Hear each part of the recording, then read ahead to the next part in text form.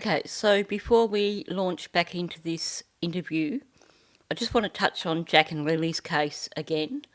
So if you've not caught my previous video, Jack and Lily Sullivan went missing a bit over a week ago now. Their parents claim that they opened the sliding door and headed off into the woods. And there's been no sign of them since. Based on what's been said by law enforcement, even though they're not really saying anything explicit, it certainly seems that they are looking at this as a criminal case.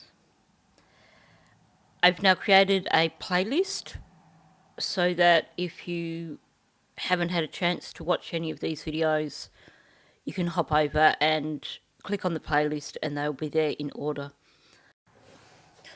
I put out a video this morning which is a slight departure from my normal style of creating videos, but it is something I feel extremely passionate about, having seen firsthand what a particular creator did during the Gabby Petito case, the Kylie Rodney case, and the Idaho 4 case. And it just really concerns me that he is now getting his teeth into Jack and Lily's case, because his style of misinformation goes way beyond just, I wouldn't say innocent clickbait, but way beyond anything you could imagine if you've not come across Joseph Morris before. You will be just mind blown to discover the lengths he will go to get views on his content. And I think, like I said, it's a departure from my usual style. And you know me, I don't normally name and shame like that unless it really warrants it. And trust me, this really warrants it. The choice to make that video certainly wasn't an easy choice, because it's, like I said, it's not my style. But this is one case where I needed to make the exception. So if you've not seen that and you are following Lily and Jack's case, I strongly recommend that you watch it. No, the content isn't directly about Lily and Jack, but it is about the sort of things that Joseph Morris does when he's covering a case, which I think it's really important that people understand that before they get too sucked in by any stories that he might put out there, which will be blatant misinformation. Okay, moving back on to this interview with Natalie. I have to say, this has been one of the most difficult interviews to go through. I find it frustrating. I find it mind-numbing. And honestly, I'm only catching about half of what's going on here, because of all the inconsistencies and the backtracking and the talking in circles and all that sort of stuff. So I'm so grateful that I have got people here on my channel who are picking up on the things that I miss, because honestly, there is just so much going on with this woman that trying to actually wrap your head around it all without your brain exploding is a major, major challenge. I will say, if you are not someone who spends time reading comments in videos, I highly recommend that you do so, because I swear there is probably just as much insight in the comments section as what I'm actually picking up in this interview. I honestly feel like I'm paddling through mud with this one. It is just such a struggle to get through. So I've been reading your comments and trying to wrap my head more around what's going on here. I think we can agree that she was extremely reluctant, and I don't think she even did give information about precisely when Stephan was actually living at that house. Seems like the moment the topic of Stephan came up, she was trying to squiggle her way out of giving answers. It also seemed to me, with the part that we looked at yesterday, that she was doing her utmost best to try and wriggle out of any discussion to do with sleeping arrangements. She contradicted herself so many times in what we looked at yesterday that I just reached a point I didn't know what the heck was going on. So I've been thinking about it and thinking, why is this woman who is clearly a professional, she has an important job, so, you know, she's not a sloth like Jenn. She's clearly got a somewhat better take on life than Jenn. So I was asking myself, why bring herself down to that level and lie for Jenn and talk in circles and obfuscate? And why not speak up for Maddie? Because I think that's the big thing here. Why? What is it so important to her that she's not going to speak up for Maddie? You know, I can tell you right now, I love my best friend. We've been best friends since we were 7. And her family very much feels like my family also. But I can tell you this, if one of her siblings had done anything that jeopardised the welfare of their own child, you bet I would put that child ahead of everything. Maybe Natalie's thoughts are, well, Maddie's gone, so why throw away 20-something years of friendship when it can't make a difference for Maddie? But it can. It can get justice for Maddie. And if that includes dumping Jenn in it, then that needs to happen. But I thought, okay, so she's seems like a fairly ethical person. At least she's got that professional background. So would it be that she is going to do all this to protect her best friend or to protect Jenn? And it occurred to me, there was some pretty nasty stuff going down in that house. And something that she has said throughout her interview is essentially along the lines of that she wants to protect herself and her son. And a lot of what she's discussed in the interview is about giving the impression that she's a good mother, that she does everything right for her son, and that she puts him first above all else. So it made me question, is she perhaps worried that if she admits to knowledge of anything that was going on in that house, is she worried that doing that might actually get attention on her from CPS? Is it possible that doing that could give ammunition to her son's father? We don't know what that relationship is there. So I can't help thinking that perhaps the whole reason here is actually what she's said, protecting herself and her son,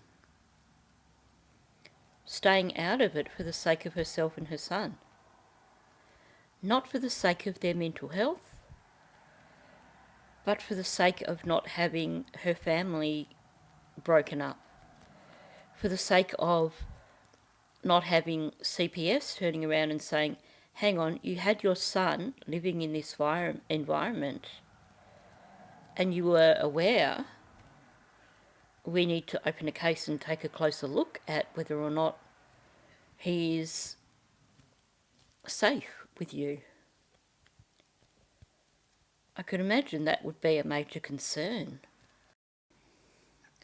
Okay, so enough yabbering and stalling. It's time to get back to this interview. So let's just jump in. All right, so Sunday night, going into Monday morning, did anything stand out to you? Did you hear any noises? Did you hear anybody walking upstairs or downstairs? Or when's the first time you heard about Maddie going missing? Stephanie called me, I think, around 6:30 Monday, asking me if Maddie had gone home because they were looking for her and she never made it to school. Okay, so I feel the need to address that whopping great elephant in the room first. She's just finished saying that Stephanie called her and that they were looking for her, and she never made it to school. She paused before she said to school. And where have we heard that terminology before? She never made it. This has been a favourite line of Jenn and Stephan from the get-go. And here we have Natalie saying exactly the same thing.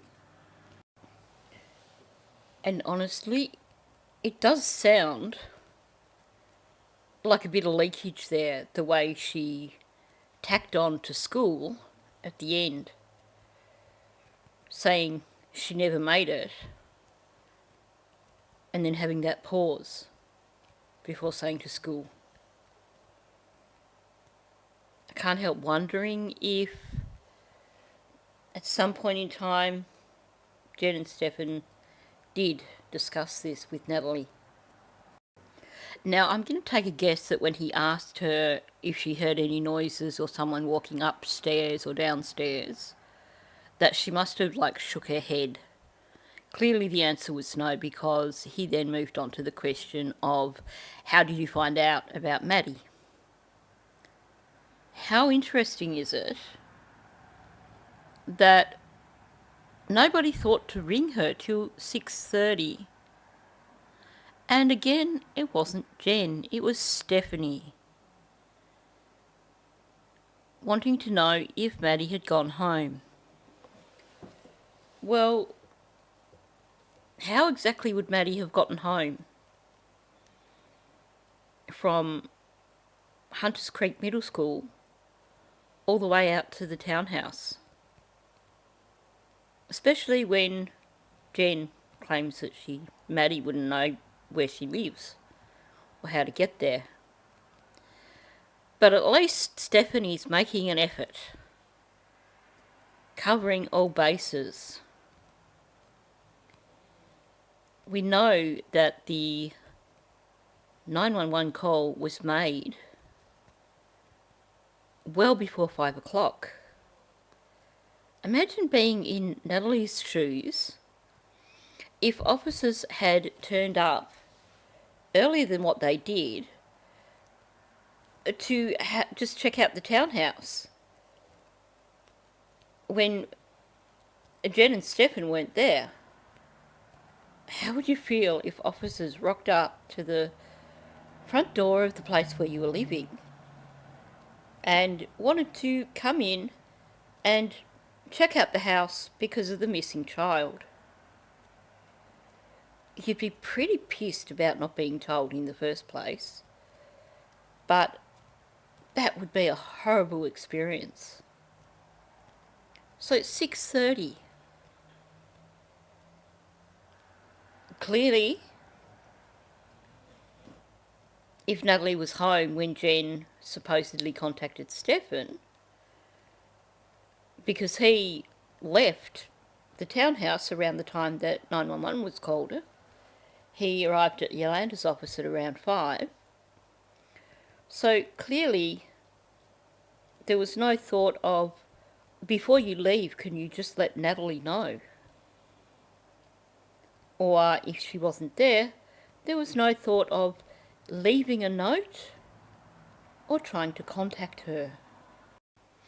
Is this because they didn't want her to see if anything was out of place at that point in time? Because as soon as she found out that Maddie was missing, what did she do? She went downstairs and went through all the rooms. You know what? Did we ever hear Jenn doing that? No. We didn't hear Jenn talking about dashing upstairs to check out room 4 when she got home, or going through Maddie's room with a fine-tooth comb. So, it sounds to me that at this point in time, Natalie clearly didn't know anything about what was going on with Maddie. And it sounds like her and Stephanie were far more concerned over Maddie's disappearance than Jenn and Stephan were. The moment that call came in, I went straight downstairs and I checked the bathroom, Jenn's room, and her room. Did you see anything that looked different to you? It was weird because it was like everything was bundled up, and I don't know if this is how she typically kept this shit. When you're talking about her, is that Maddie or Jenn? Yes, Maddie. Okay. Maddie's bed. It was just bundled up like if somebody was there. So when I went to grab it, thinking maybe it was, it was a whole bunch of clothes or blankets rolled up. Was that normal?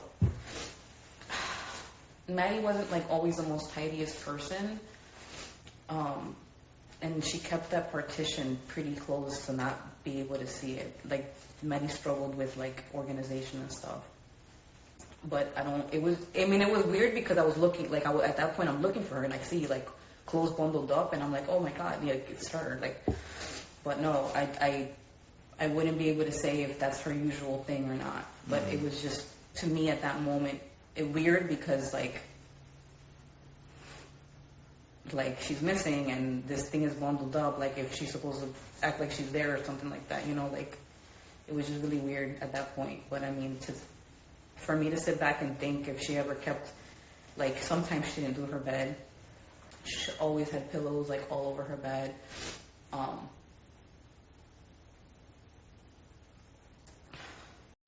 So, based on what we've heard in interviews, it does sound like Natalie looked more in the townhouse than Jenn did for signs of Maddie. Now, obviously, she was checking to see if Maddie had come home, but, she at least went through all those rooms.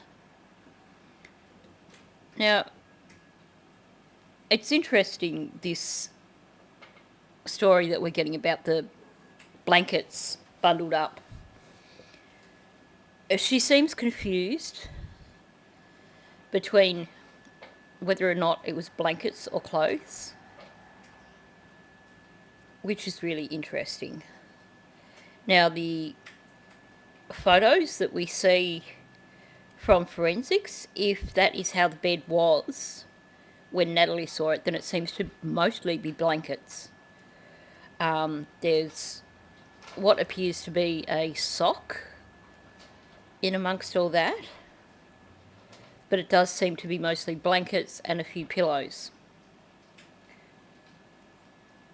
But she then, she says it was weird. She says that it seemed weird. And she mentioned it a few times, that it was weird.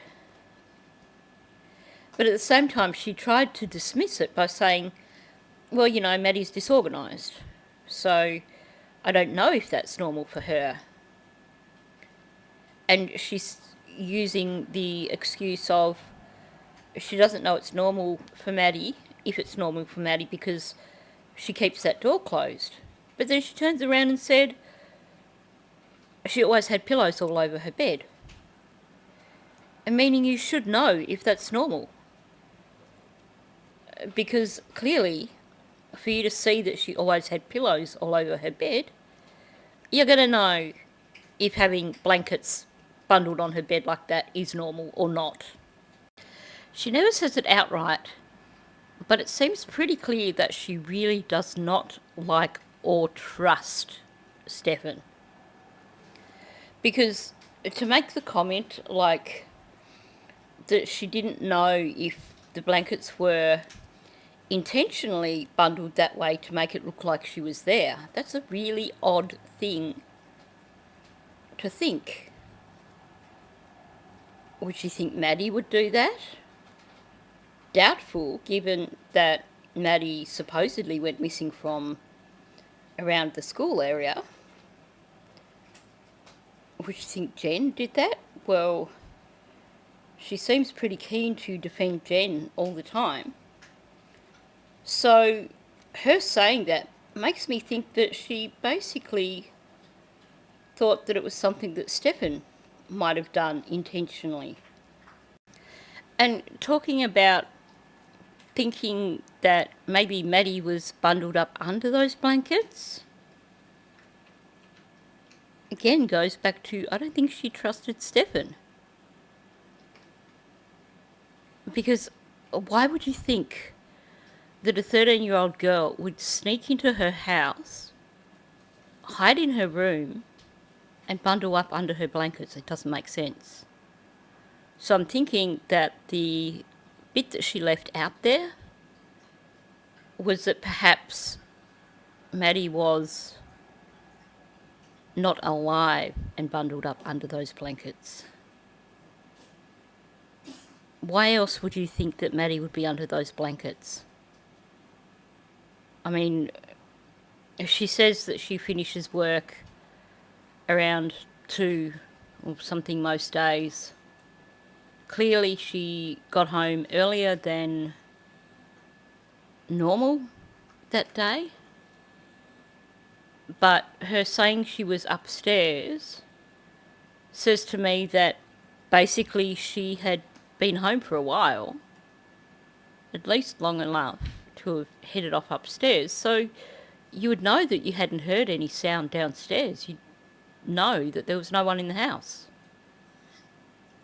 You couldn't possibly tell me that she could come in through that front door, head through that living area and head up the stairs and not be certain that there was no one in that house. So the only logical conclusion that she would have been coming to in thinking that Maddie was under those blankets would be that Maddie wasn't alive under those blankets. And yet she says to the detectives that she never thought Stephan would be capable of harming Maddie. Well, clearly she thought somebody must have been. Because again, 13-year-old girls don't just go and climb under bundled blankets and then suddenly become not alive. So she's actually giving away a lot here, even though she's trying to skip around the issue. And after essentially dismissing the, oh, well, Maddie wasn't under the blankets, she still makes the suggestion of that the blankets might have been arranged that way to make it look like Maddie was under there. This is her saying what she thought at the time. Which to me screams she did not trust Stephan, and she did actually believe Stephan capable of harming Maddie. And she has essentially admitted that it was out of place, even though she tries to then back out of it and say, I don't know, because the room's always closed up. But, her pillows are always all over her bed. Again, contradictions. And clearly she was wigged out enough that when she had that impromptu conversation with one of the officers, she said to them that Stephan doesn't normally drive Maddie to school. And she was essentially saying there, something is off, he doesn't drive Maddie to school. So, in actual fact, despite her saying that she felt like Stephan was like a father figure to Maddie, she felt like he would never hurt Maddie, the way she's talking about him, or in some instances avoiding talking about him, says to me that she had no trust for him, she didn't like him, and that she did believe he was capable of harming Maddie. But of course, going back to what I said at the start of the video, you're a single parent with shared custody of a 12-year-old high needs child. You're not going to admit that the environment that your child was living in may have perhaps been less than perfect, may have perhaps not been the sort of environment that a 12-year-old child should be living in. I could understand the need to avoid admitting that you had knowledge of any of this for fear of losing your child. Should have paid more attention. When you left, do you know what kind of car Stephan drives, Stephan? So I end up finding out he's driving this, well, I don't know if it's Lincoln or whatever, but from when I've known him to the last time that I thought I saw him before this whole thing, it was a brown Honda Civic 4-door. Mm-hmm. And it had like a bump on the front. Okay. When you left, do you know what Jennifer drives? Yes. Okay. The white Nissan. Mm-hmm. Okay. When you left Monday morning, did you see those cars outside? I don't remember if I saw her car. So typically she parks in the handicap next, like right there. Mm-hmm. But there's been a van parking there. And like, oh my God. I don't remember if I saw her car or not. Mm. What about Stephan's car? I didn't see the Honda because apparently he wasn't in the Honda. Mm. Do you remember seeing the silver car? The Lincoln? No, I don't remember because I've never seen that car before.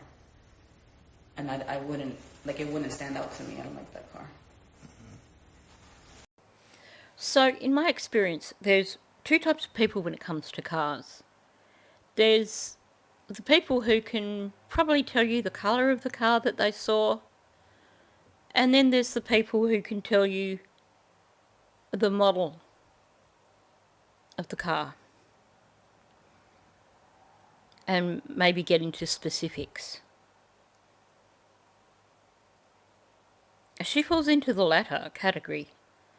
So she doesn't just describe Stephan's car as, oh, it's just a brown 4-door car of some sort. No, it is a brown Honda Civic 4-door. That's pretty specific. This lady knows her cars. She at least pays attention to cars. If I were to ask my sister, if I was to ask her about a car that was parked somewhere near her, she'd probably get us saying, well, it was brown, it was an SUV, or, that's about as far as it would go. So, why am I saying this? She's lived in those townhouses for 2 years. And the argument here is that she wouldn't have recognised the Lincoln because she's never seen it there before. And my problem with that is that the Lincoln was parked in the proximity of all their cars, meaning that it was parked in an area that she would walk through every day to hop in her own car and head off somewhere. And she seems familiar enough to know that his actual car is a 4-door Honda Civic. She referred to the Lincoln as a Lincoln, which is a step up from Jenn. She knew what Jenn's car was. So, wouldn't you actually notice, wouldn't you be more likely to notice a car that wasn't normally there, parked near your car in the car park? You get to know all the cars in an area like that. Particularly if you are the sort of person that pays enough attention to know what model and type a car is. I mean, she was observant enough to notice that there was a van parked in the spot that Jenn usually used for a little while. So, I don't know, I just sort of think it's surprising that she didn't notice it. Because I would have thought, if you are the sort of person that is observant and, pays enough attention to know what type of cars people drive, that you are then also the sort of person that is observant enough to notice when a car is out of place. Now, we know that she got back to the townhouse before Stephan arrived on the Sunday night. We know that he left before she left on the Monday morning, so we can completely eliminate those. She had no chance of knowing, based on vehicles, that he was there Sunday night or Monday morning. But the question is, what time did she get home from work on Monday? She claims that she didn't know Stephan was there until basically she found out about Maddie being missing. But we know that Stephan was at the townhouse till 4:45. We don't hear her mention her son. So I'm thinking he wasn't with her that night. And just on an aside, I wonder if he's with her every school night, or if there are some school nights when he's not with her, because it's very convenient that he's not with her that particular night. But it appears that she didn't have her son with her, which makes me think that she may have gone straight home from work. But the detective hasn't asked her that, because that would be the issue here. What time did she get home? Did she get home before 5:15, in which case, wouldn't you notice this car in the car park that doesn't fit in? Or did she get home after that? And is that the reason why she claims she didn't know Stephan was there? I find myself getting extremely frustrated with this detective because I feel like he just really dropped the ball with these interviews. Now, earlier in the interview, he had asked her if she'd noticed anything out of place in the townhouse on the Monday when she got home. And she claimed that, and he referenced the kitchen counters and the table. And she mentioned that the table was somewhat cluttered normally, so you wouldn't see anything on that table. As I said, we saw the body cam footage. There were two things on that table. It was not cluttered. When forensics went through, there was nothing on that table. They left a warrant on that table, but there was nothing on the table. So why am I going back to that? He's talking to her about the Monday afternoon when she found out that Maddie was missing. Now, it seemed pretty clear that she was being a bit evasive when she said, oh, you know, the table's always cluttered. That was her only answer for anything being out of place. At this point in the interview, wouldn't you expect him, first of all, to try and establish what time she got home from work? That's important because did she get home before Stephan left at 5:15? In which case, she should have recognised his car in the car park. Sure, she got home before he arrived on the Sunday. She left after he left on the Monday, so no, she wouldn't have seen his car Sunday night or Monday morning. But he's wanting to know if she saw Stephan's car, but he's not asking clarifying questions. He doesn't want to know what time she got home from work, which could be really important. And of course, while he's having this discussion, this would be the perfect time to double back to the question about anything appearing out of place downstairs when she got home. Did you see any tools on the table, perhaps? A little bit of direct questioning doesn't do harm when it's something that's, you know, he's not trying to trick her into admitting guilt or anything. He has an account from the other flatmate of Stephan doing laundry, of Stephan doing stuff with tools, and of Stephan leaving tools on that table. But he's not trying to find out anything about that from Natalie. All right, circling back to, so Stephan is pretty much living at this house up until, according to you, 6-8 months ago. Now,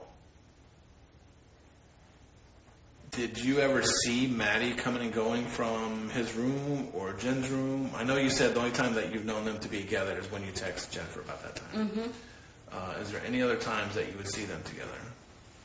No, it was always like they were always like the three of them. Like it wasn't.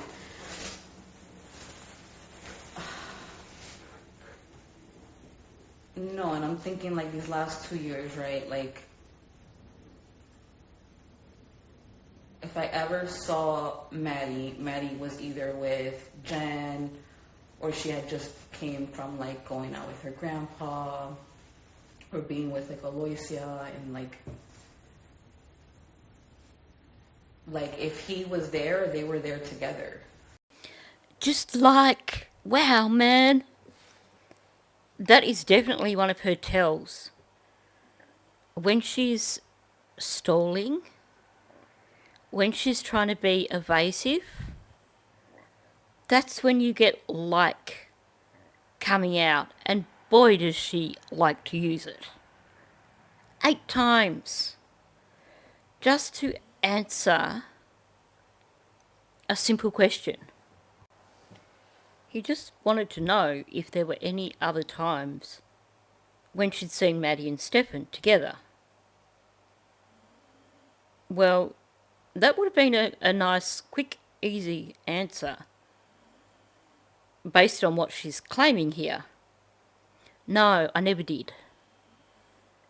But instead, we get this full-on word salad. She can't finish a sentence. She keeps throwing in likes, like they're going out of fashion. She really doesn't want to give an answer to this question. And she's essentially trying to claim that no, never, never.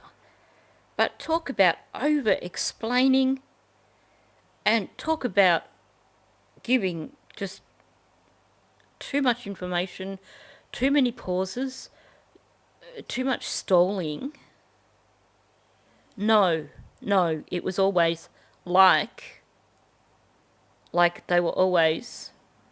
And she started saying something like sec or something like that. I don't know if she was going to say separate or something like that. And then she's like again. The three of them, like it wasn't. And you get this long pause, and then you get a sigh. Apparently the Soto sigh is contagious.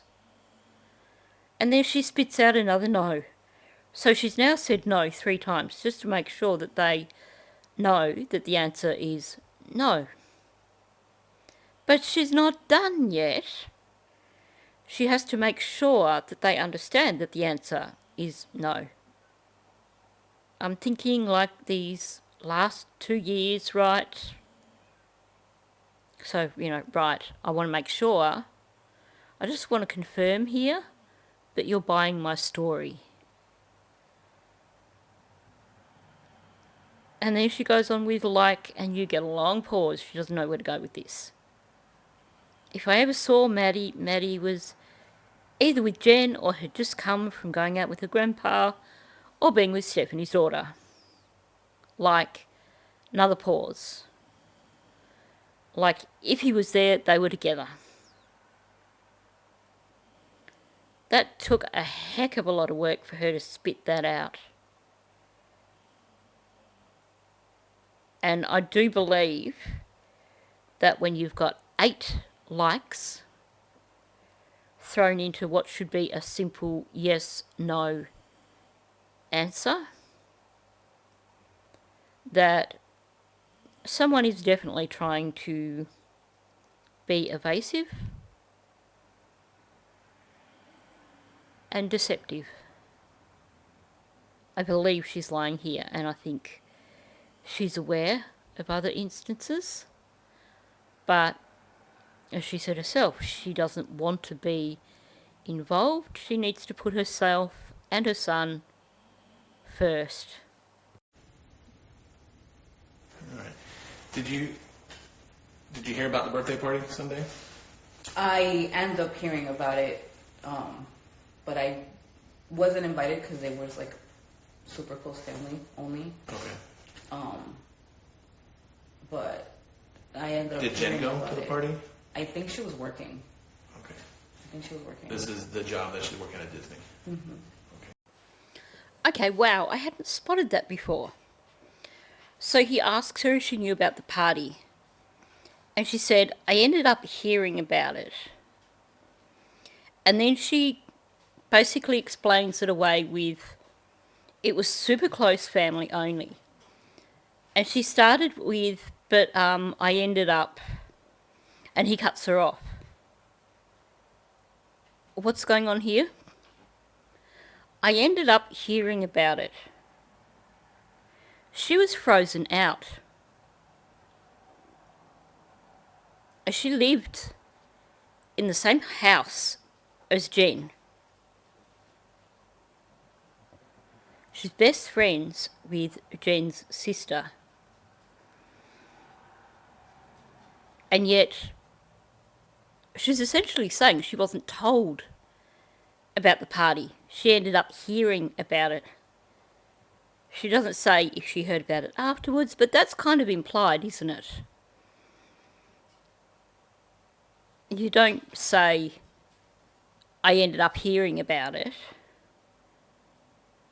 before it happened. It's generally what you say afterwards. So, somebody chose not to tell her. And to me, her saying it was super close family only is basically brushing it off. This is the reason why I wasn't invited. And then but I ended up sounds like the classic excuse of, it's that social awkwardness where someone has not invited you to something that basically because of where you fit in that social group you should have been invited, and you find about it afterwards, and there's that real awkwardness about it. So you find a way of making it sound like it's okay, I couldn't go anyway. And it sounds like that's what she was about to do. But I would have loved to have heard the rest of that sentence, because I think it was going to be something along the lines of, but I ended up being busy doing something that afternoon anyway, something like that. So that begs the question. This is Natalie's best friend. She's already acknowledged that the 3 kids, Natalie's daughter, Maddie, and her son, would do a lot of things together. And the way she's said, I ended up hearing about it and then passing it off as super close family. I mean, best friend for 20-something years, your kids have grown up together, doesn't that count as super close family? She said Maddie was was his first friend. I mean, how close can you get? It's like being cousins almost. So the question is, who was supposed to ask her? Because I believe that she probably was meant to go to the party. And why wasn't she invited? I'm going to speculate that Jenn was meant to invite her to the party. I'm going to speculate that had the detective actually asked her if she'd been to Maddie's birthday parties before at Yolanda's, the answer probably would have been yes. So why not ask her? What's so different about this particular time? Jenn didn't go to Maddie's party. And even when he asks her, did Jenn go? She says, I think she was working. She knows Jenn was working. She said earlier on in this interview how it had been a topic of conversation because she liked to keep things positive. Meaning that her and Jenn probably had plenty of discussions about Jenn's new job. So, of course she knew Jenn was working. She saw Maddie around 12 o'clock of the day that Maddie had her party. She didn't see Jenn because Jenn was working. Well, wouldn't that be, if you didn't know Jenn was working and Maddie was there on her own, wouldn't that be the question? Oh, where's your mum? Oh, she's at work. So she's being evasive here about Jenn working. She's trying to avoid basically mentioning that Jenn didn't go to her daughter's 13th birthday. So this goes back to the question, why wasn't she invited? Clearly, it is something where she would have expected to have been invited, because otherwise there would have been a discussion beforehand. She would have known beforehand that the party was happening. Saying I ended up hearing about it, to me says someone was very, very careful not to mention the party. So why? There's two reasons I can see. Could be either or it could be both. Let's first talk about Jenn, the narcissist. Jenn didn't want to go to Maddie's party. Jenn really didn't care about going to Maddie's party. But you can bet that at the same time, even though she didn't want to go to Maddie's party, there would have been that element of jealousy in terms of other people going. So she would have been jealous about the idea of Natalie going to Maddie's party if she wasn't going herself. That is such a classic narcissist move. I can't go to this party, or I don't want to go to this party. I've got no interest in going to this party. I know if this individual were to go to the party, they'd actually have a good time. And they'd probably be in Maddie's good books when Jenn wasn't in Maddie's good books. So it's a double whammy. She knew Maddie was unhappy about her working. So it would have been a good way of deflecting it also. Natalie didn't even bother going to your birthday and she wasn't even working. I can imagine that being the way Jenn's brain worked. Sheer jealousy. She didn't want Natalie to be the better person between the two of them with Maddie. She didn't want Natalie to go and enjoy herself at Maddie's party when she wasn't going herself, even though she had no interest. I can certainly see that as being the reason why Natalie wasn't invited. But there's another thing. Throughout this whole interview, Natalie has pointed out how important her son is to her and how basically everything she does evolves around her son and her schedule. So I would imagine that had Jenn mentioned to Natalie beforehand that they were having a party for Maddie's birthday, but Jenn wasn't going because she had to go to work, Jenn probably knew that Natalie wouldn't approve of that. that Natalie would find it rather disappointing that Jenn prioritised work over Maddie's 13th birthday. I think there's a distinct possibility that Jenn didn't tell Natalie about the party because she didn't want to be judged for choosing not to go to the party herself. Maybe were she to tell Natalie about the party, there could have been pressure from maybe Natalie and Stephanie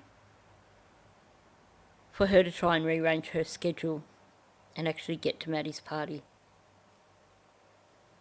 So I think that, unfortunately,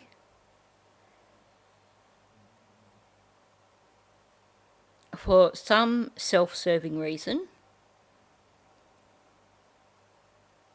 Jenn chose not to let Natalie know about the party. That's just speculation, of course, but that's speculation based on what we know about Jenn and what we are learning about Natalie. Jen, do you know if she takes any medication? I believe she's depressed.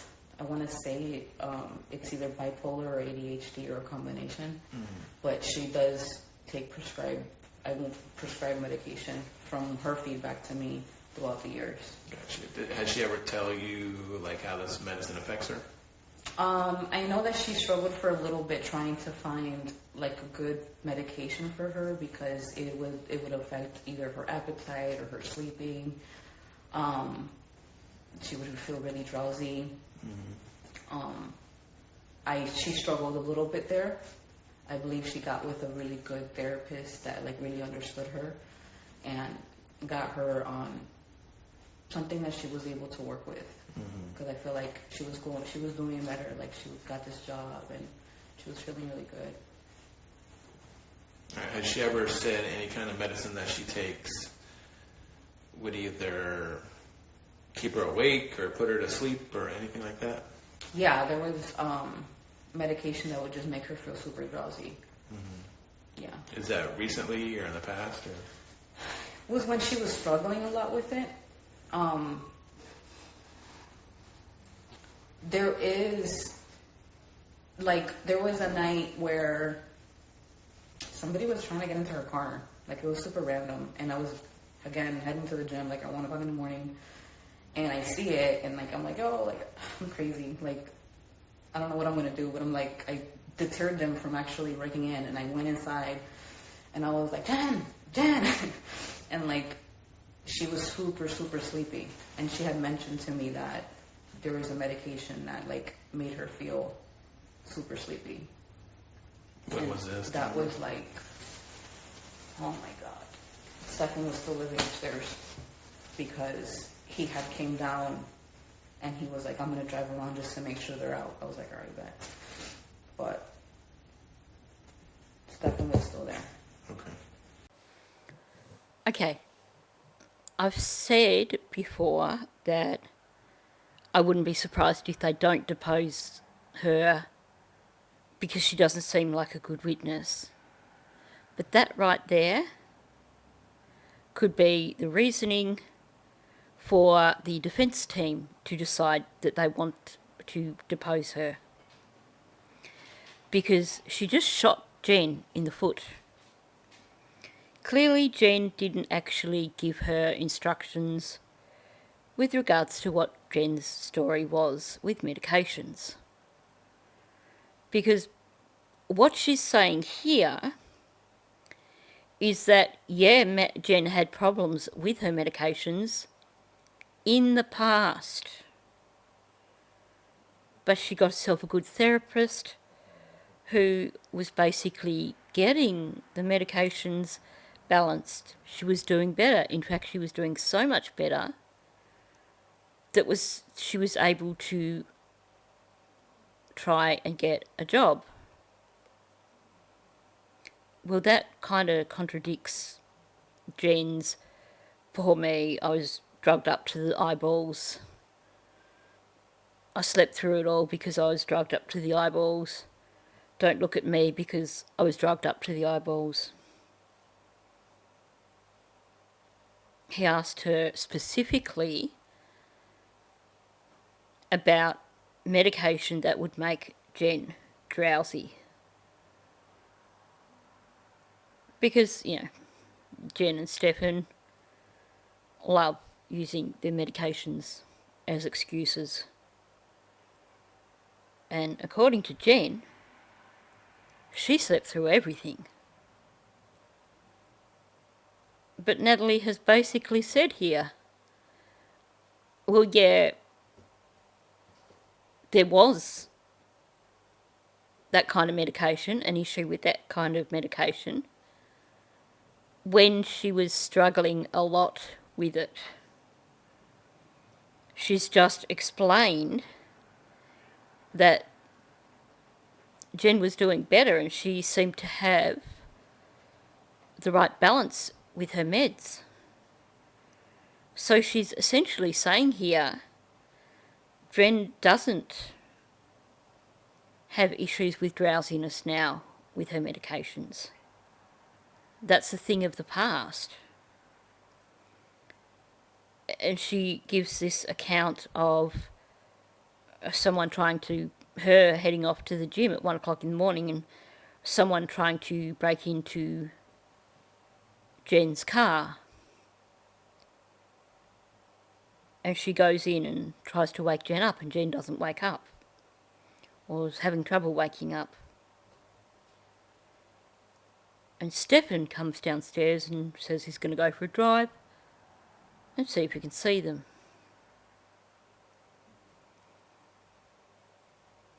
So she's essentially saying that between about June and December of last year, Jenn was still having issues with her medications.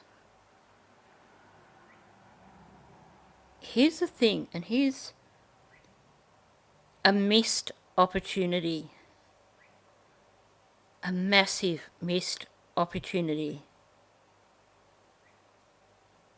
My question would have been, when you were trying to wake up Jenn, where was Maddie? Was Maddie in Jenn's bed? Because if Maddie wasn't in Jenn's bed, well, we know where Maddie was. Because we know Stephan was upstairs. And of course, Natalie had claimed that actually Maddie only slept with Jenn after Stephan moved out. Clearly, she was making enough noise to draw Stephan out. Wouldn't you be wondering, wow, how come Maddie's not woken up? Where's Maddie? And I can't help wondering, because, I mean, let's face it, Stephan is a gutless wonder. Is he really likely to want to go out searching for someone who was trying to break into Jenn's car? He wouldn't give a rat's. But I think he needed to use that excuse. And here's why. This was 1 o'clock in the morning. He must have heard Natalie trying to wake Jenn. And it sounds like Natalie was in a bit of a panic. Did he think that Natalie had discovered that Maddie was in his bedroom? And he dashed downstairs to try and head things off at the pass, and then got the car story and suddenly realised he had to cover his tracks and went, well, I'll go looking for it. It bothers me that she's clearly made enough noise while trying to wake Jenn to bring Stephan downstairs, and yet she hasn't had any concerns over waking Maddie. She's not voicing that at all. And she's certainly not saying, well, it's an odd thing because Stephan heard me, but apparently Maddie slept right through in her little fake room if Maddie wasn't in Jen's bed. I mean, I guess Maddie could have been at Yolanda's, but it just frustrates me that you hear so many stories where apparently Maddie was non-existent. Did Maddie take any medication? Do you know? I think she needed help, like sleeping, because there was medication that she needed in order to have like a good night's sleep. Mm-hmm. I believe, according to her, like the feedback that I've received throughout the years, that she does have like ADHD. Mm-hmm. So she does need something for focus. But those were the only two that I understood as far as from her feedback. Did Maddie or Jenn ever talk to you about the medicine that Maddie takes? Not in detail, like mm-hmm. as far as the name of it or anything like that. I just know that she would vent if like they missed it, and then she would feel the after effects of not being able to sleep or anything like that. Like that's when we would talk about it. Mm-hmm. When it's like, oh man, like I got to get Maddie back on the regimen because if not, like she's not gonna get sleep, things mm-hmm. like that. Gotcha. But it was never like details as far as like I don't know what it was or anything like that. So you have Jenn, who is obsessed with her own medications. She needs to make sure she takes her meds. Super important to her. And yet this is another account that we're getting that gives the impression that Jenn really couldn't be bothered making sure that Maddie had her medications regularly.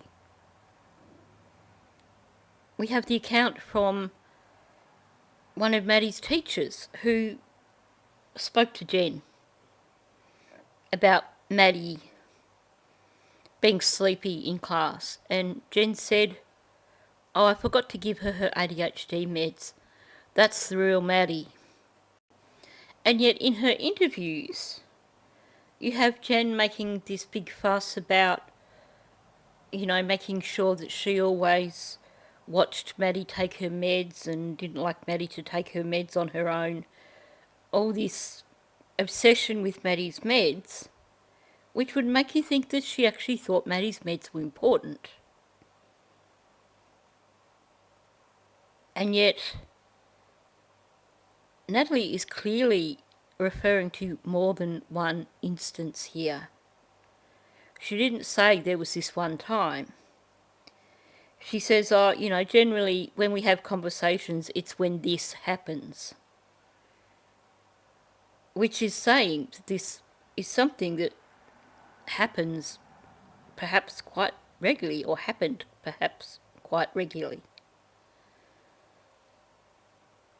And that Jenn really only bothered with Maddie's meds when it started becoming problematic for Jenn.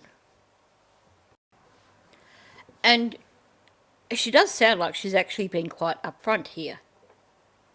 Like I said, I don't think Jenn gave her the memo about this is the official story regarding meds. Because she's not hesitant about what she's saying. She's not throwing like in with every other word. She's finishing her sentences. She's got a fairly even cadence going on. So I do believe what she's saying here. I do think she's actually being quite frank with the detectives. She just doesn't realise that she's basically dumping Jenn in it while doing so. Did Jennifer ever talk about Maddie to you at all? Very general motherhood stuff. Nothing like super, like, it was always very much like, oh my god, school, and the kids growing up, and Maddie with her struggles and ADHD, and then my son is on the spectrum, so we kind of bonded over that, like different, like research stuff that, like that's how we bonded, is because she's really good at that. She, she likes to know stuff, and I like to know people that know stuff. Seriously? She's going to say that Jenn researched Maddie's ADHD? Well, if she did, it would have been for 5 minutes. Otherwise, she wouldn't refer to Maddie as being abnormal. She would understand that it's not an abnormality. It's just essentially the brain just works a different way. And maybe she wouldn't have been so negative about Maddie's ADHD and about the things that Maddie struggled with because of those symptoms. Because regardless of whether or not it was ADHD or PTSD, a lot of the symptoms present the same. And Jenn was not showing, in her interviews, any compassion with regards to Maddie's struggles or any understanding of why Maddie struggled. So it makes me angry to hear this suggestion that she supposedly researched ADHD. Because she knows nothing, or very little at least. She probably read one or two articles online, basically from mainstream media, not from any of the reputable organisations that happen to have an absolute wealth of resources regarding ADHD. Because to be completely frank, Jenn is a complete, utter ignoramus when it comes to ADHD. So, but it, like, teenage, like, attitudes, excited for trips type, trying to think, like, anything super, like, dramatic or anything, because there was never anything about, like, boyfriends or anything like that. Like, we still looked at the kids like babies, like kids. We would take them to the pool all the time. Like, let them kind of just chill, but... Did Maddie and Jenn ever argue at all? Yeah, I mean, I think that they had their share of mother-daughter arguments. At least that's how I perceived it. Being that, like, a mom now and still a daughter, like, I always perceived it as that. I never heard anything that made me think it wasn't outside of that. But yeah, they would have their arguments. All right. Yeah, I honestly can believe that Jenn probably didn't have a lot of conversations with Natalie about Maddie, because Jenn really didn't seem to think much about Maddie at all. I'd imagine most conversations that Jenn had with Natalie would have been about Jenn. I can understand Jenn talking to her about needing to get Maddie's meds back in order, because that just would have been Jenn whining about Maddie. Jenn complaining because she wasn't happy with Maddie. I suspect that in terms of arguments between Jenn and Maddie, that given how much she over-explained it, that Natalie was trying to downplay their relationship there. I mean, we've seen the text messages. We've heard accounts from other people. Sure, Stephan's not exactly a reliable witness, but, you know, Maddie was crying to Yolanda because she didn't want to go home. I mean, even Deb Stearns is not a reliable witness. So I think there's probably a middle road there somewhere. Probably wasn't quite as bad as what Deb Stearns would like people to think. Stephan Stearns would probably talk it up a bit because it makes him look important to be the mediator. But at the same time, we know that there was a lot of tension between Jenn and Maddie. And we know that individuals like Stephan,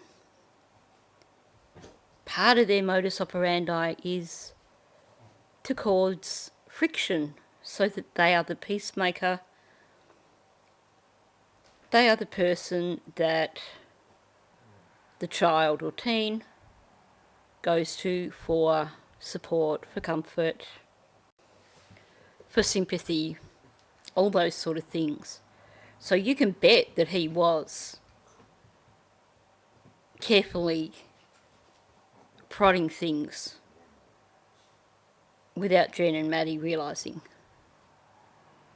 So yes, I'd imagine there was certainly plenty of tension between them. And as for just normal mother-daughter relationships, sure, most 12-year-olds argue with their parents and get into a lot of fights. Most 12-year-olds don't talk about going and living in the woods when they turn 13. Most 12-year-olds don't tell their friends that actually she wants to throw me out when I turn 18. That's not a normal mother-daughter relationship. By the sounds of it, a large part of the conversations that occurred between Maddie and her counsellor at school were with regards to her relationship with Jenn. And the counsellor had essentially had to coach her on how to discuss issues with Jenn when Jenn was in a calmer mood. So I definitely think Natalie is downplaying it. And again, it goes back to her wanting to stay in her lane and look after herself and her son. Now getting to the more difficult questions. It's always out on the news and stuff like that Stephan may have. Okay. What do you know about that? And here's where I want you to, as tough as it may be very detailed and truthful for me. I never would have thought that. Like, I have my own trust issues, right, because of my own experiences. And you think that you have like a good power of discernment and trying to like spot this shit out. I never thought that anything would be inappropriate. Like, if I ever saw him do anything, was just be like a fatherly figure in a way to her. It is deeply upsetting to think that. And like I said, I have my own reservations. I don't bring people around my son like that for my own reasons. I only trust that my friends do their due diligence with the people that bring around their kids, because obviously it affects us. But I would have never thought about like him really doing stuff with her like that. Like, I don't know, like, I never,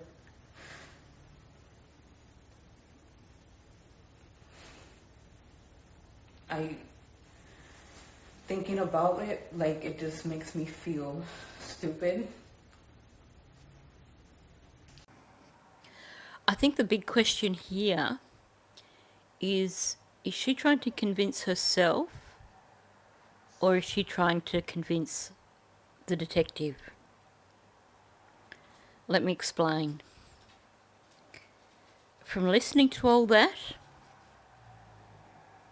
my takeaway is that while she didn't know explicitly that things were going on, she actually did have a really strong gut feeling that things weren't right. And perhaps she even saw things that to her weren't right. Each time she tries to actually address the question as to whether or not she thought there was anything wrong, anything happening between Stephan and Maddie, she can't answer it. She stumbles over the question. She has all these false starts. I never would have thought that, like, and then twice she redirects to her own things. I have my own issues. I have my own trust issues, I should say. She's saying here that she's trying to say that she didn't pick up on anything and that she should pick up on something because of her own past. But see, the thing is, every time she does try to say that she didn't pick up on anything, she can't finish saying it. Which to me says that, yes, she did know. Not on a, I know this for a fact that he is doing this level, but I would say that she's probably, like the time when she caught them in Stephan's room, she was evasive about that. She said it was the only time, but she was evasive about actually getting to the point there. So I think she's seen instances where she's questioned what was going on. And I do think that her gut has told her there's something not right here. Even when she talks about him as a father figure, by the time she starts saying that, you've got fading facts. She's like, I never thought that anything would be, and then you get the volume decreasing as she starts to talk about things being inappropriate. And she doesn't say, I never saw him do anything. She says, if I ever saw him do anything,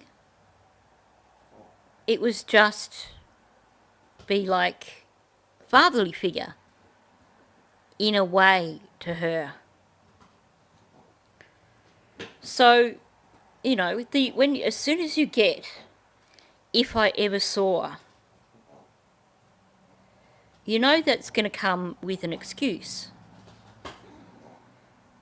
The meaning there is always going to be, yes, I saw something, but let me give you an excuse now with regards to that. And her excuse is that it was just like a fatherly figure in a way to her. So actually it wasn't completely like a fatherly figure. It was just kind of in that neighbourhood, but not really being a fatherly figure. In a way, pretty much negates what she's just said.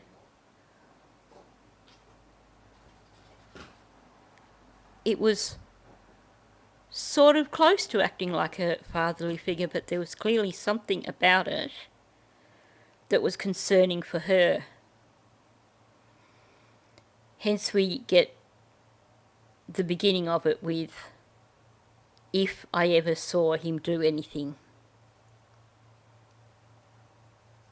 So when you pull that apart, she's basically saying she's seen things that didn't seem right to her, but she's explained them away in her head, or maybe just explaining them away to the detectives, but I do think in her head, she's explained them away as being kind of a bit like a fatherly figure. A fatherly figure in a way. She's not affirmative in anything here. So, yeah, the question for me is she now trying to convince herself, or the detective, or both? Because it is quite possible that she did see things that were wrong, and she did have those gut instincts. And maybe she just didn't admit them up until this point. Because this was her best friend's sister's daughter. She didn't want to believe the things that she was seeing. She didn't want to think that she was living in a house where things were not quite right. Because obviously that would be a situation where she would have to act. She would have to either move out for the sake of her son or confront the situation, which we know that, based on everything she said here, she wouldn't do.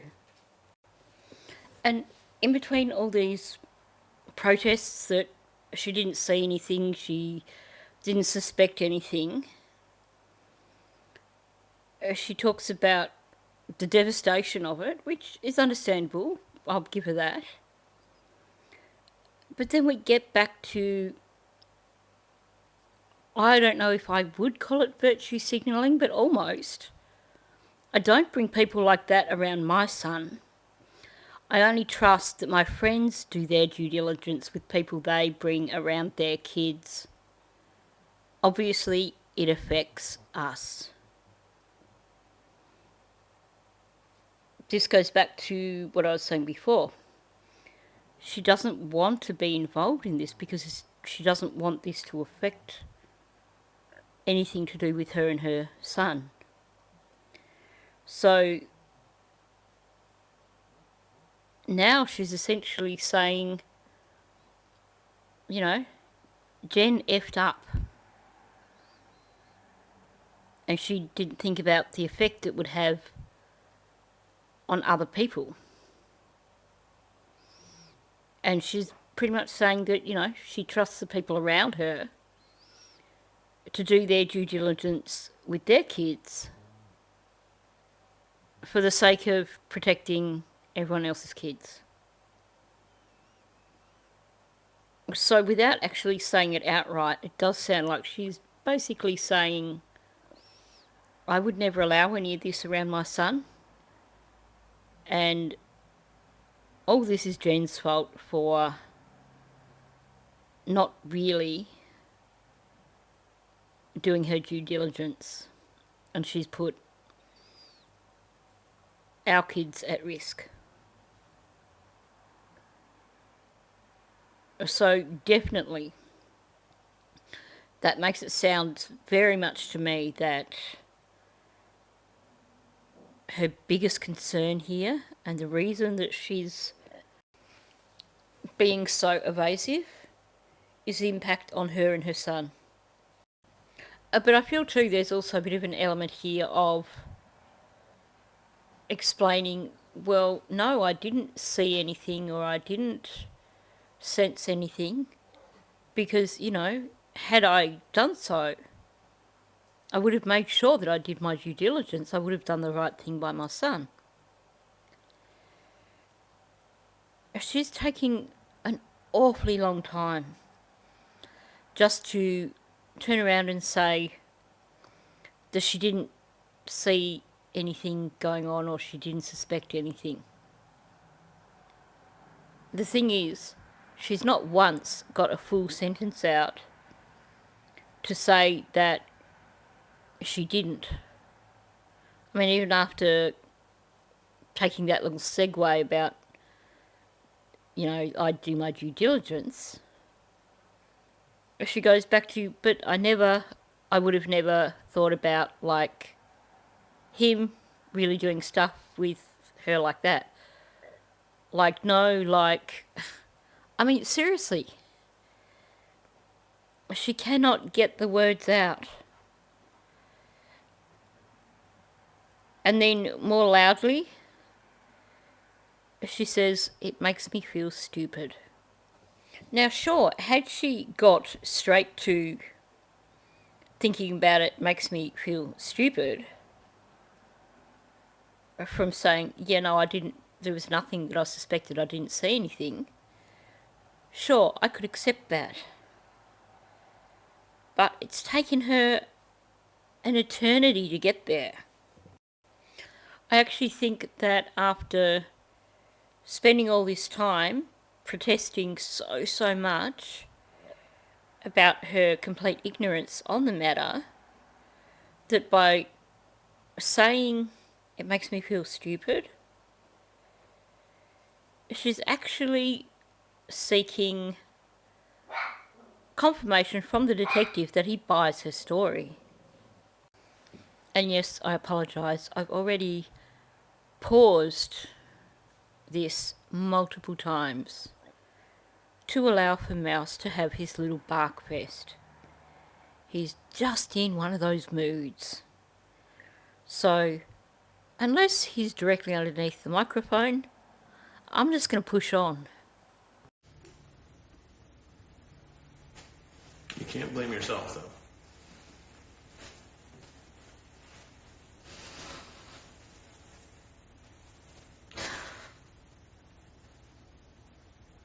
Sorry. That's okay. No, I wish I would have fucking, like, saw or something. I would have paid more attention or something. I think, going by how distressed she sounds there, I would say that she definitely was trying to convince herself, more than the detective, that she didn't really see anything that was wrong. That she didn't really have any suspicions. But I think based on what she has been saying, that actually she did see those red flags. And whether that means that in her mind she justified it and told herself she was being silly, told herself she was seeing things the wrong way, or maybe she just hadn't really acknowledged until this point what it was that she'd been aware of. But I certainly get a strong impression from what she's saying here that there were signs. And for whatever reason, whether it's because she didn't really accept that that's what she was seeing, or because she did and didn't want to tell the detective, I do think she was aware. But I think it's important to acknowledge here that we just don't know what her whole situation is. I have no doubt that she loved Maddie, but, you know, if what I'm thinking with regards to protecting herself and her son is correct, that's going to trump everything. Every parent is going to put their own child first. It didn't help Maddie. It wasn't the right thing to do. But like I said, maybe she was afraid of losing her son. That would be a pretty powerful motivation for not wanting to be involved. At any point did Jennifer tell you that she may have known?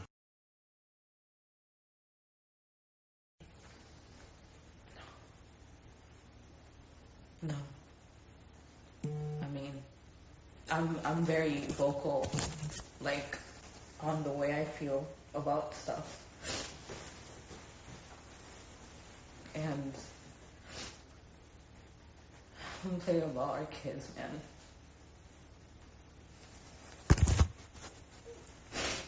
No. Okay, let's be real here. We know that Jenn knew that the things that were happening in her house were wrong. It's so easy to tell when you listen to the interviews.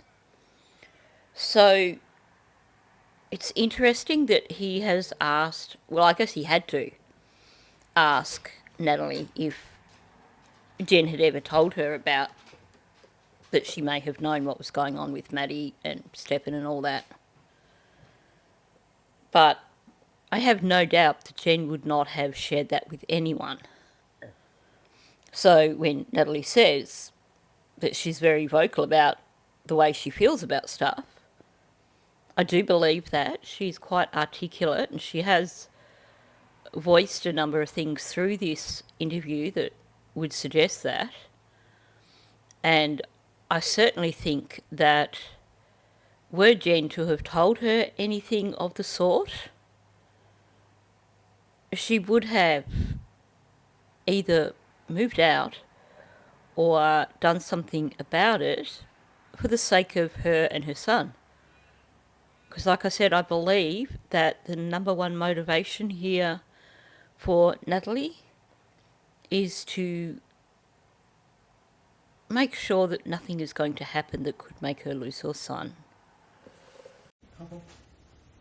Have you ever told anybody outside of your family or Jenn's family or anything like that that you may have known about?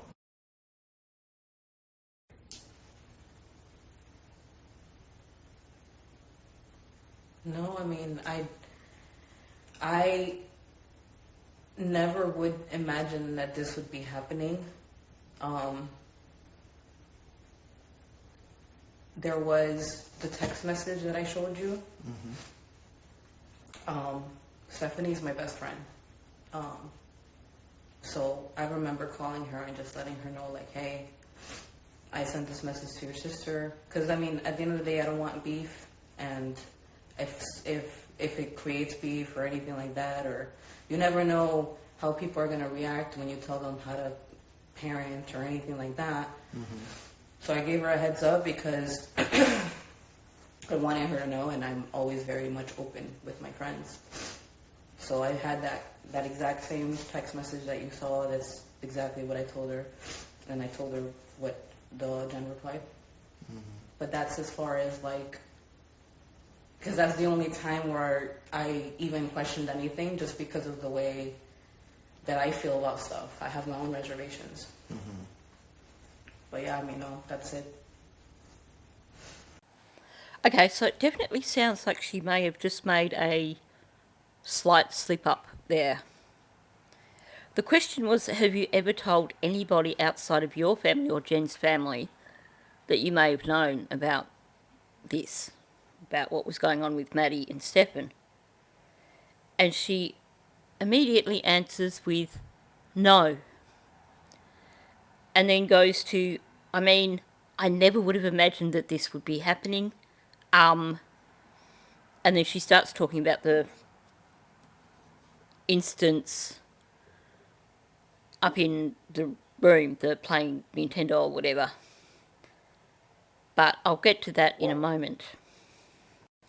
So, for once, this detective made a bit of a sly move. Because the question was, essentially, have you told anybody that you may have known about what was going on? And her first response was no.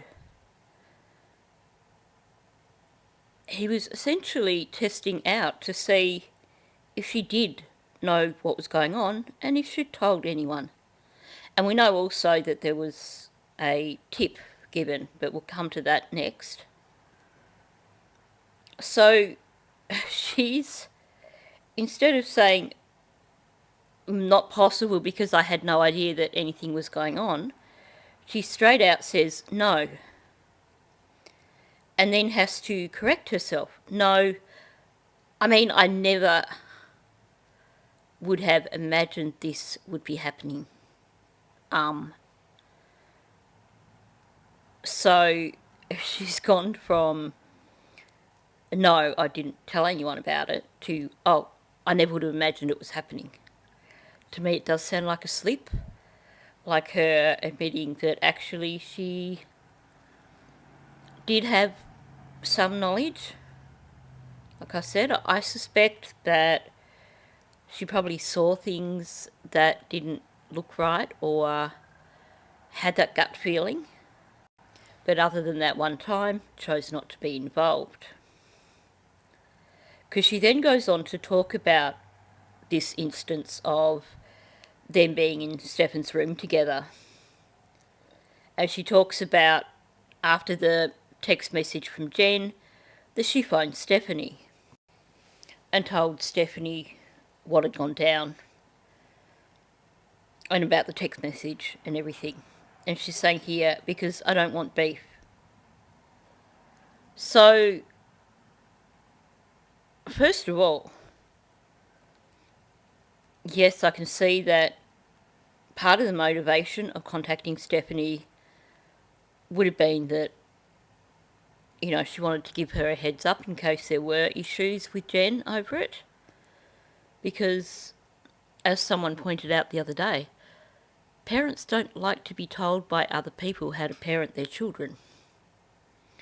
So, yes, I could see that being a concern for her.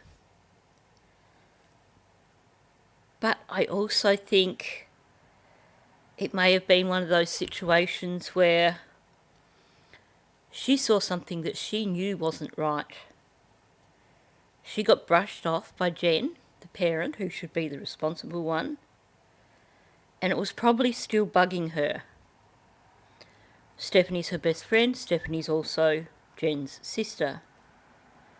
So Stephanie was a good person to go to about it. And by talking to Stephanie about it, it sort of took the responsibility off her, because in her mind, she'd spoken to family and passed the problem on to family, no longer her problem. So I think there was a dual motivation there. I think it was more than just wanting to avoid a beef. But she did say that you never know how people are going to react when you tell them how to parent. Meaning that she probably was expecting fallout from Jenn and was getting in ahead of that the best way that she knows how. In other words, by getting in support from the other person close to Jenn. And, this is kind of confirmed by her saying, so I gave her a heads up. I wanted her to know. Meaning, I wanted her to know in case there was any fallout from Jenn. But also, like I've said, I think the I wanted her to know was also a case of I wanted to offload this problem and absolve myself of any responsibility. I've put it further up the chain because Stephanie is family, so now it's the family's problem, not mine. And then she says, so I told her, but that's as far as, because that's the time when and there's a long pause, even questioned anything because of the way I felt about stuff. But no, that's it. That was a really, really long explanation yet again. It would have sufficed to say, well, I hadn't suspected anything else. There was only that one incident, so yes, I mentioned it to Stephanie, but no, I haven't told anyone else. But she just goes into the long explanation again. The reasons why she had to tell Stephanie, the fact that she told Stephanie, and then had to reiterate that that's it, that's the only time. So it is possible that maybe she had confided in a work colleague or something. But it's also possible that after being essentially told by Jenn to butt out, that she may have, after that, gone, okay, well, I'm not going to say anything anymore. I'm just going to turn my head and pretend I don't see anything. And on one hand, in terms of that particular incident, I think, yes, she did do the right thing by mentioning it to Stephanie. But in my opinion, if something concerns you enough that you have to raise it, even though you are aware that raising parenting issues can be a landmine, then there needs to be follow-up. It needs to be addressed. In a situation like that, she'd already raised it with Jenn. It was there, it was out in the open.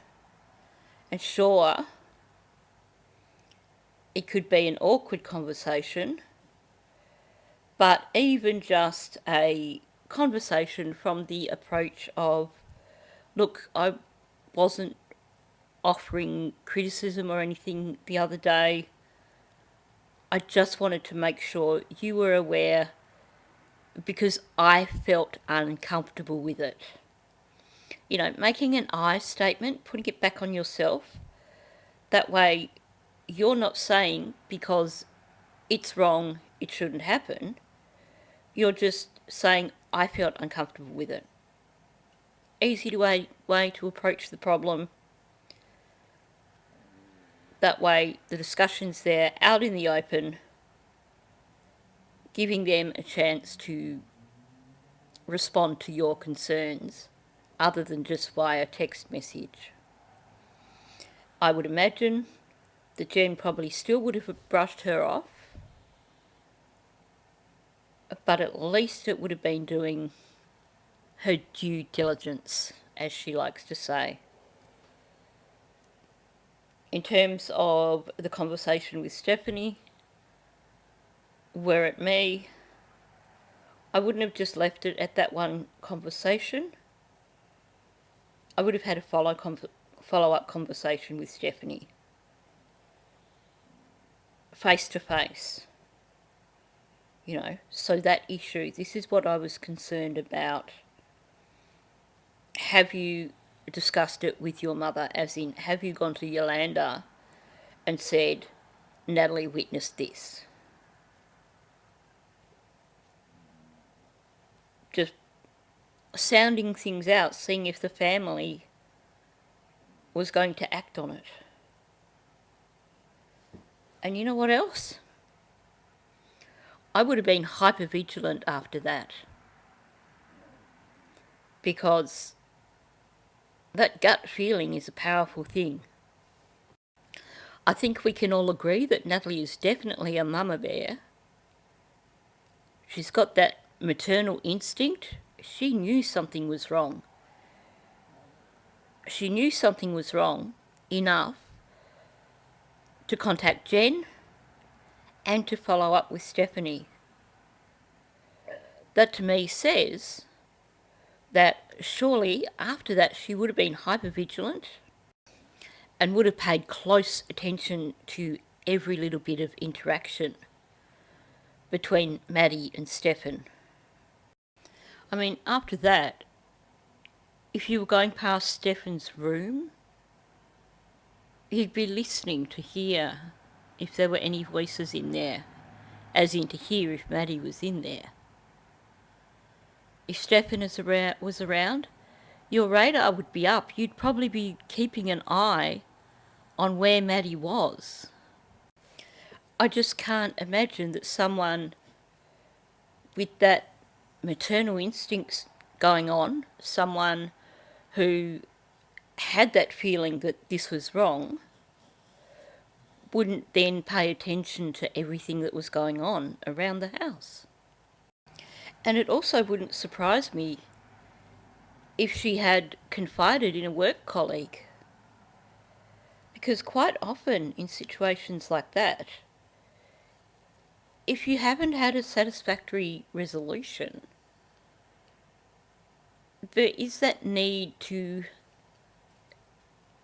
debrief with someone who is completely separate from the situation, someone who doesn't know the people involved, and who can basically affirm with you that your gut instincts were right, or tell you, maybe it wasn't as bad as you thought. She got brushed off by Jenn.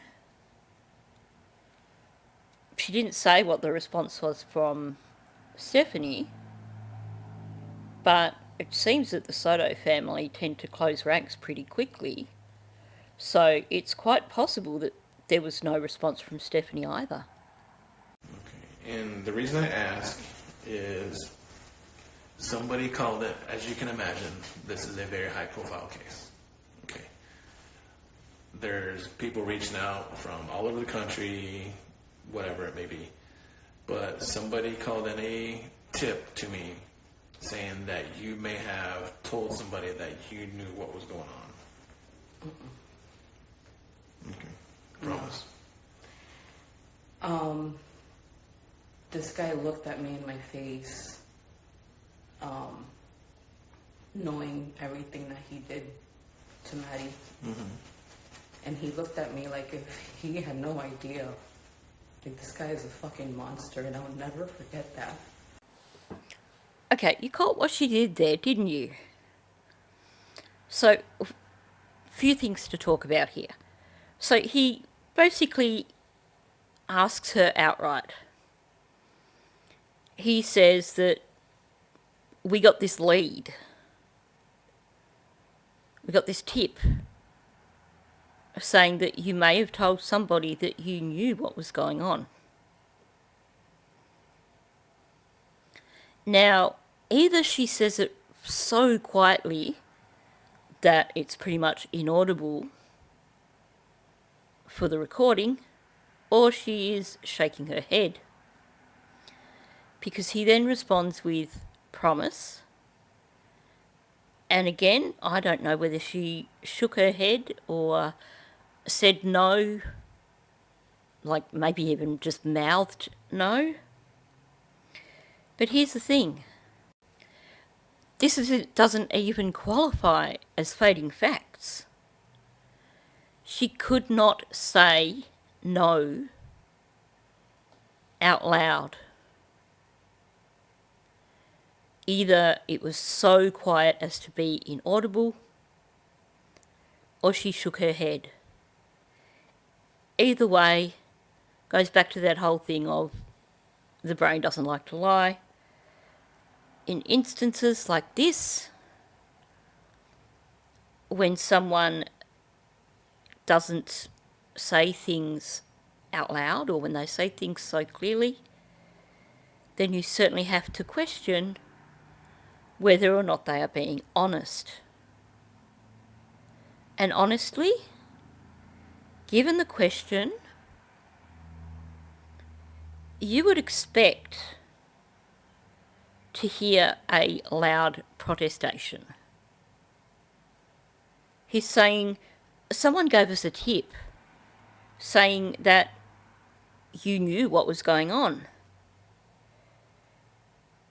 It's essentially an accusation. You knew what was going on and you didn't do anything. Were I in her position and someone had asked me that question, they would have heard my no in the next room. And it wouldn't have been so quiet that you wouldn't be able to hear it, that's for sure. But not only that, you would have heard me say, no, how could I tell anyone when I knew nothing about it? But she doesn't object in any way. We get presumably a shake of the head, or a really quiet or mouthed no. And then what does she do? Changes the topic. I actually think that this person is far more skilled than Jenn at this sort of thing. Because she went straight for the jugular. She went straight for the emotional manipulation, showing she's so very distraught over the situation. Let's move on and talk about something else. The implication, of course, is that the guy is such a monster. Had she known anything beforehand, of course she would have said it. But she can't verbalise that, because basically the idea here is to distract from the topic at hand. The question of, did she tell anyone? So, after he says promise, and we don't know whether she gave any sort of affirmation, she comes out with, this guy looked at me in my face, and another pause, knowing everything that he did, and you get these little pauses right through to Maddie, and he looked at me like he had no idea. This guy is a effing monster, and I will not forget that. Straight away to the emotional manipulation, straight away to this guy is a monster, focus back in on look at what he did, stop asking me questions that I don't want to answer. Now, on that note, when you go through the documents, from what I can recall, we've been given very few of the tips. Maybe it's just that no one has specifically asked for that. And I've just made myself a note, and I'll email Paula and check with her, because She is the queen of FOIA, and she'll be able to tell me if she's actually requested any documents regarding tips. We have seen reference to one tip, which was insignificant and actually didn't sound like it was him anyway. I think it was her name was Brittany, and he'd gone into the store and bought something or something. I mean, it might have been him, but it was an incredibly insignificant tip. That said, I'd imagine with a tip like that they probably wouldn't release it, because it would essentially be giving away who the person was that made the tip. But just an interesting thought. I do suspect that maybe she did confide in a work colleague, because, you know, we all have that work colleague or the handful of work colleagues that we've worked with for a while. We spend several hours with them each day, and we do share things with them about family or housemates, because we know that that's a safe person to speak to. The information can't get back to the people that we're debriefing about. So, just an aside, yes, that is the pup barking. He's learned that he can actually control the other two dogs quite well. At the moment, he's snuggled up in here with me, or at least in his bed with his nice little heated blanket. But Amira's still asleep out in the hallway over the heating vent. He wants her in here, so he's just going to keep barking until she decides to join us. What do you mean he looked you in the face? When? So we were trying to figure out what happened with Maddie. And, like, I'm very I internalize a lot. So I'm sitting on the thing, on the stairs, and I'm just, like, I'm in, like, a daze, because, like, it doesn't feel real. Like, it's just none of this is normal. And, like, I stand up. I had to wake up early the next day because I had an appointment in Osceola County. So it was Monday night. Once everything starts, like Maddie's lost. And I stand up and I tell Jenn, like, just let me know how I can help tomorrow once I'm done with the meeting. Like, we'll pass out flyers. Like, we'll do everything we can to try to help him find her. And this man, like he looks at me in my eyes and tells me, like, are you okay? And I'm like, look at him, and I'm like, no. Like, I was like, no, like. So he's asking her when this happened, and she's talking about the Monday night when we were trying to figure out what happened to Maddie. And she's talking about sitting on the stairs, standing up because she had to go to bed because she had to get up early in the morning. I have a problem with this, because she was still downstairs with them shortly after midnight when the officers turned up at the townhouse. She was the one who answered the door.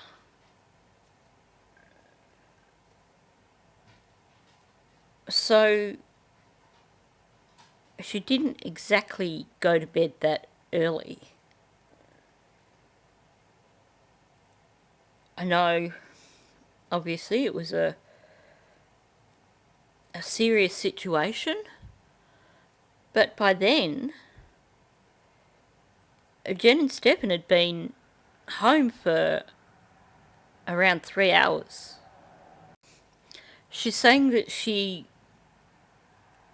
goes inside herself in those situations, meaning that, she's inside her head. She's not necessarily engaging with other people at the time. So it's kind of interesting that she didn't bail earlier, because that would have been such a emotionally draining situation. And if you are the kind of person that internalizes like that, then you reach a point where you physically have to get into your own space away from other people.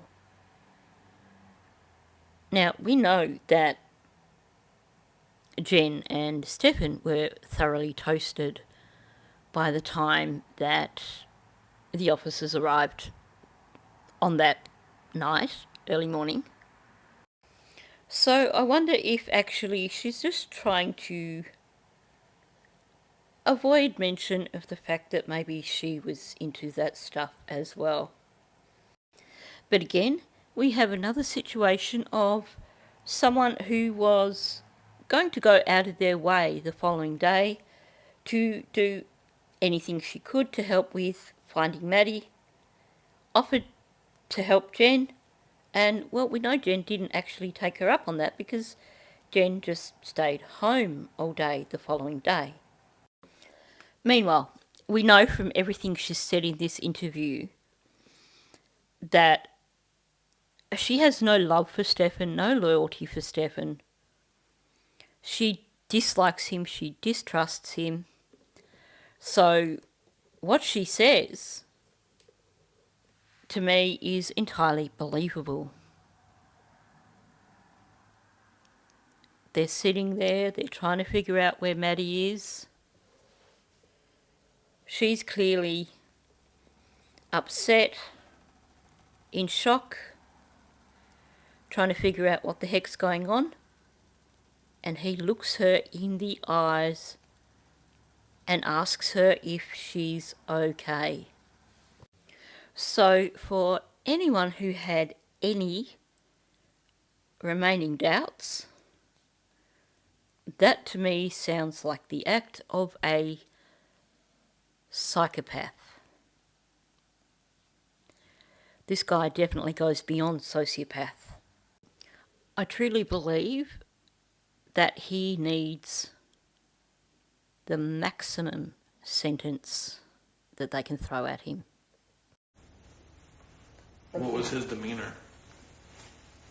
Like, concerned, but he ended up getting, like, stupid high at some point throughout the night, so he was very numb. But how do you know he was high throughout the night? Because, like, the way his eyes were, like, like, very zoned out. He was high on something. But, like, Did you see him throughout the night? He was literally there with us. Like, there. This is Monday night, or what night is Monday this? night. Okay. Yes, he's there. He's, like, acting concerned, and, like, me and Angelic are, like,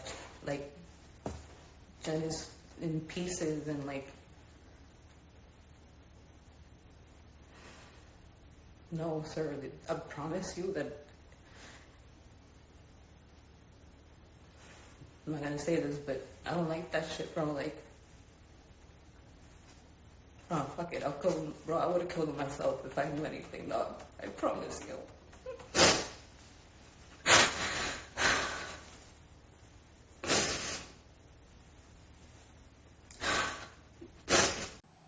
Wow, talk about talking in circles. So, this all started with the question about a tip. And had she said to someone that she knew about what was going on? You get that non-verbal answer, or very quiet answer, and then she detours to talking about Stephan and about the Monday night and his little psychopath moment of looking her in the eyes and going, "Are you okay?" So then Detective Morris asks her about Stephan's demeanour. Now, essentially, she's achieved what she was trying to do, distracting from the question of her knowing anything, moving on from that before she could be asked anything more about it. She's given her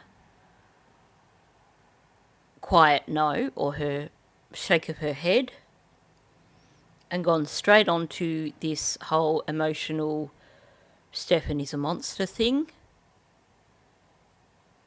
to distract from the question, distract from the topic. And of course, Detective Morris asking her about Stephan's demeanour certainly signals that, okay, this is the topic we're going to talk about now. But she puts her foot in it, doesn't she? So she starts saying that he was acting concerned. And then she mentions that he ended up getting super high at some point in the night. And Detective Morris asks her, because she's sort of being evasive, she doesn't really know what he got high on, but she knows that he was on something because of his eyes. And Detective Morris asks her, "Did you see him throughout the night?"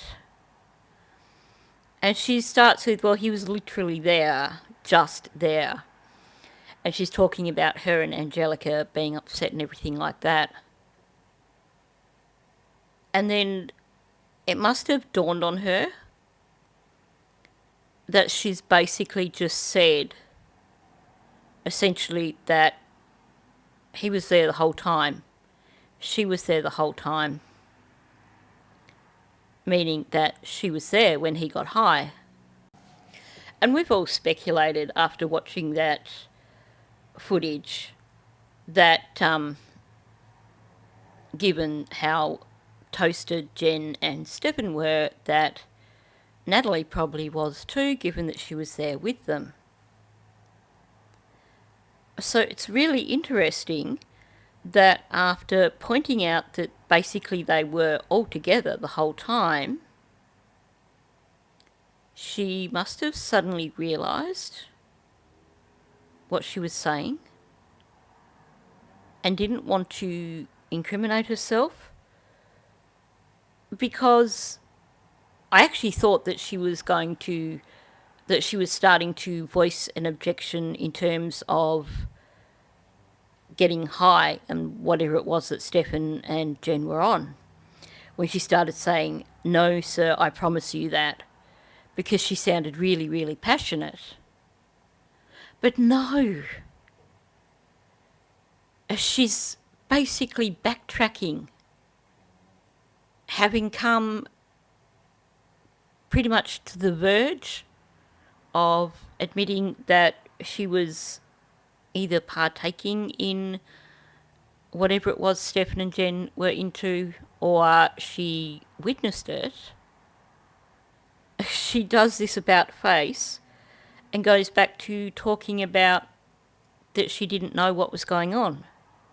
I promise you that I'm going to say this, but... And you get this pause. I don't like that "sh" from like... And long pause again. And this is like, "Oh, feck it." And I think she was going to say "I call" or something. I would have unalived him myself if I knew anything, I promise. Wow. That was a really, really long objection. It was also a very, very obvious attempt to distract from the discussion of Stephan getting high and her being there the entire time. Now, I believe that she probably had no concrete evidence of what Stephan was doing to Maddie. And I believe what she's saying here in terms of, had she had that concrete evidence, yes, she may have acted on it.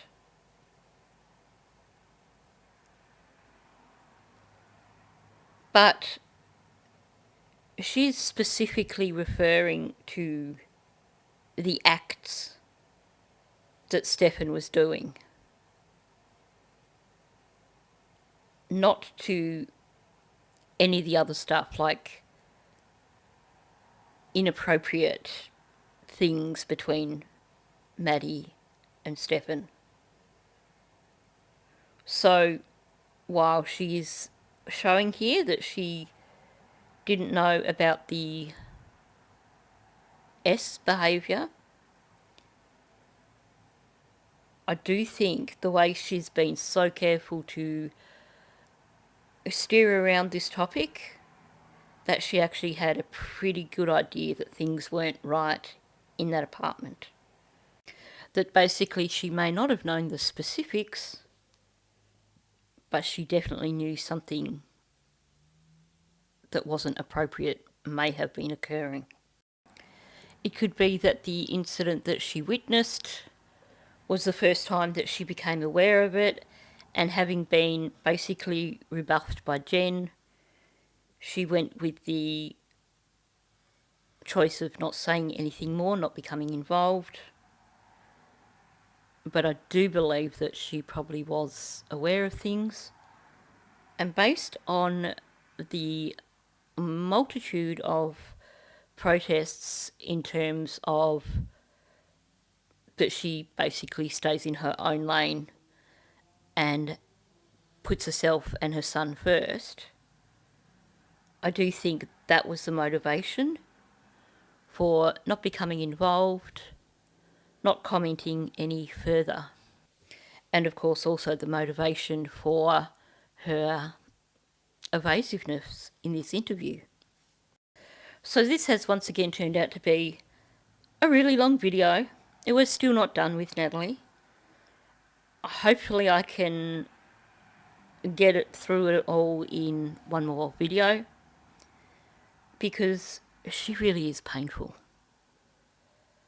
But I'm going to stop there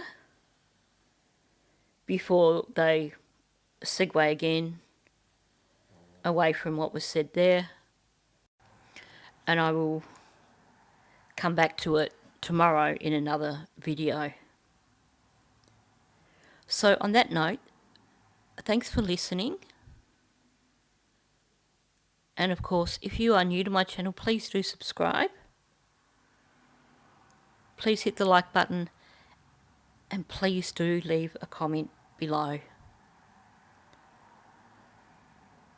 Yes, I will confess, once again, I'm way behind in trying to keep up with comments. I do read your comments.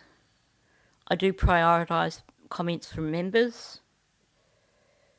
But it is especially hard at the moment while I'm also trying to cover the case of Jack and Lily Sullivan, because I'm essentially putting in almost twice the work every day at the moment. But I do feel very passionate about the case of Jack and Lily Sullivan, and it just feels like it's a story that needs to be told. So I am determined to continue to cover their case, but of course I also am fully committed to telling Maddie's story, and I still feel that that is my number one priority. So on that note, thanks for listening, and I'll catch you in the next one. I've been to wonder